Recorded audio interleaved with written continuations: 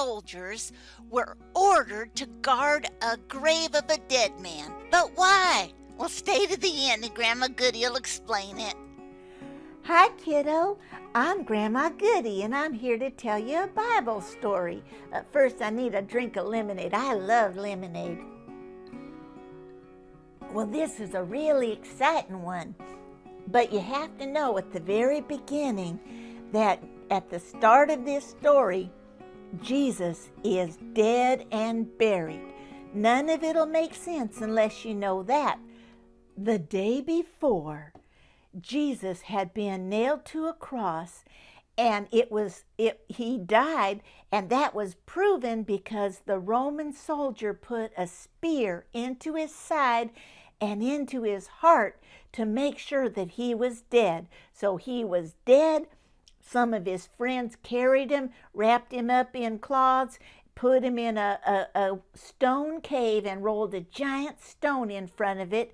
And so he was dead as dead can be, and he was buried. Well, the religious leaders and the chief priests and the Pharisees, those were the people who insisted that the Romans put Jesus to death. Well, they went to the governor, Pontius Pilate, and they said, we just thought of something.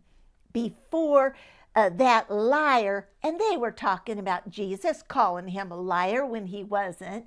But anyway, they said to Pontius Pilate, Jesus, that liar, before he died, he said that on the third day, he would rise from the dead and come alive again. Well, it just dawned on us that if his disciples stole his body, they could tell everybody that he rose from the dead, and that lie would be worse than the first. So we want you to command a group of Roman soldiers to guard that tomb so they make sure that Jesus' disciples do not steal his body. And so Pontius Pilate listened to him, and he said, okay, you can have a guard of soldiers, and you go and you try to make that tomb as secure as you can. Hey, Bo, did you hear that? Pontius Pilate gave some Roman soldiers the orders that they were supposed to go to the graveyard and guard the tomb of a dead man. Can you believe that? That's the silliest thing I ever heard. Anyway, so these Roman soldiers are used to going out and fighting battles and, marching across territories and taking over stuff. Well, this group of soldiers, they're given the command, you go and you put the seal of Rome onto that tombstone so nobody can move it. And then, that's all, Bo. That's all. Go lay down. And so they went to the graveyard, and they followed their orders, and they went and they even put the seal of Rome, like they put a big marker across that stone. So if anybody moved it, all the power of Rome would punish them. And then the soldiers just stayed awake and guarded that tomb.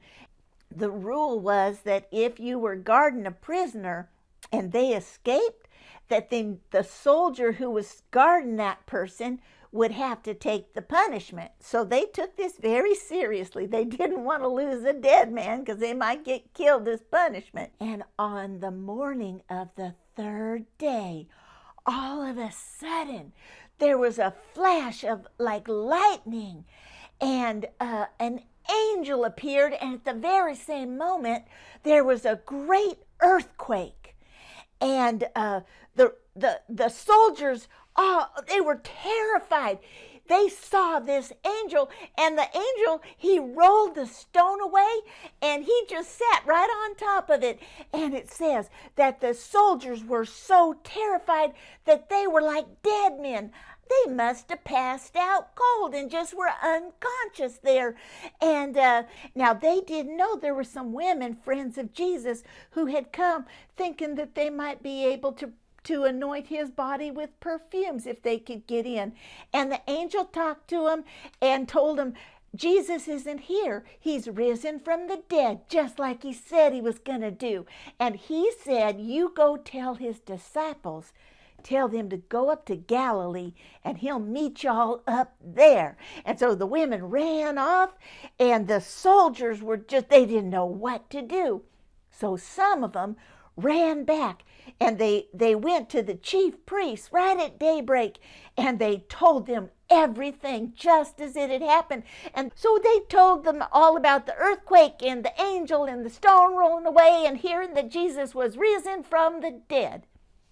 Well, the chief priests, they decided to call a meeting. So they called all the elders, and they got them together early in the morning, and they told them what had happened. And they came up with a deceitful plan. They decided that they were going to offer a lot of money to the soldiers if they would just tell everybody that they'd fallen asleep, and Jesus' disciples came in the middle of the night and they stole the body of Jesus. And the soldiers thought, well, we might get in trouble. They were afraid. And so the religious leader said, don't worry about that. We're in good with the governor. And if word gets back to him, we'll keep you out of trouble because we'll pay him a lot of money too. And so the soldiers decided to take the money and to make up this big lie and to spread it all over Jerusalem. And so they went out and they did that. They all went out spreading that lie. And to this day, there are still people who believe that that's what happened, even though it was a lie. Now, let me tell you where you can read the story yourself in the Bible. You want to look in the New Testament, and the book is the book of Matthew. And the verses, you're going to start in chapter 27 at verse 54, and then keep reading to the end and start chapter 28 and read all the way to verse 15. And if you're using the secret code, it's going to be MAT 27 and the 2 dots, verse 54, all the way to 28 and the 2 dots, 15. And you remember, kiddo, Grandma Goodie loves you, but God loves you more.